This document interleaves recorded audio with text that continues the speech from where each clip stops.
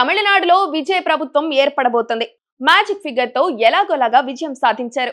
ఈ క్రమంలో తెరపై విజయ్ కనిపిస్తున్నా తెర వెనుక అసలు చక్రం తిప్పుతోంది మాత్రం ముఖ్యమంత్రి ఎంకే స్టాలిన్. విజయ్ నేతృత్వంలోని టీవీకే ప్రభుత్వ ఏర్పాటుకు స్టాలిన్ స్వయంగా గ్రీన్ సిగ్నల్ ఇచ్చారు. తన మిత్రపక్షాలైన లెఫ్ట్ పార్టీలు వీసీకేలను విజయ్ చెంతకు చేర్చడంలో ఆయన కీలక పాత్ర పోషించారు. ప్రభుత్వ ఏర్పాటులో ప్రతిష్టంభన డిఎంకే కోరుకోవడం లేదు. రాజ్యాంగ సంక్షోభం రావడం కన్నా విజయ్ను సీఎంగా ప్రమాణం చేయించాలని ఆయన భావిస్తున్నారు. అందుకే తన మిత్రపక్షాలను విజయ్ వైపు పంపడం ద్వారా స్టాలిన్ ఒక మాస్టర్ ప్లాన్ అమలు చేశారు. కాంగ్రెస్ ఇప్పటికే టీవీకేతో చేతులు కలపగా ఇప్పుడు సిపిఐ, సిపిఎం, వీసీకేలు కూడా స్టాలిన్ అనుమతితోనే విజయ్ కు మద్దతు ప్రకటించాయి.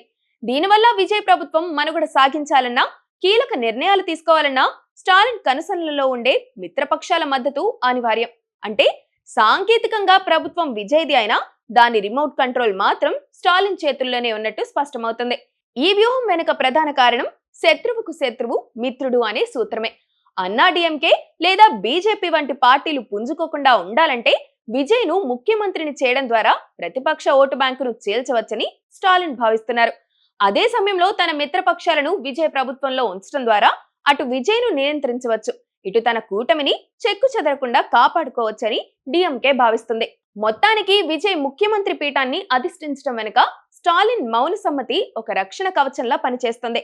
ఒకవైపు తన కుమారుడు ఉదయనిధి స్టాలిన్ రాజకీయ భవిష్యత్తుకు ఎటువంటి ఆటంకం కలగకుండా చూసుకుంటూనే, మరోవైపు విజయ్ని ముందు పెట్టి రాష్ట్ర రాజకీయాలను తన చెప్పు చేతల్లో ఉంచుకోవడంలో స్టాలిన్ విజయం సాధించారని అనుకోవచ్చు. ఈ క్రమంలో విజయ్ ప్రభుత్వం ఎంతవరకు స్వతంత్రంగా పనిచేస్తుందనేది ఇప్పుడు తమిళనాట హాట్ టాపిక్ గా మారింది.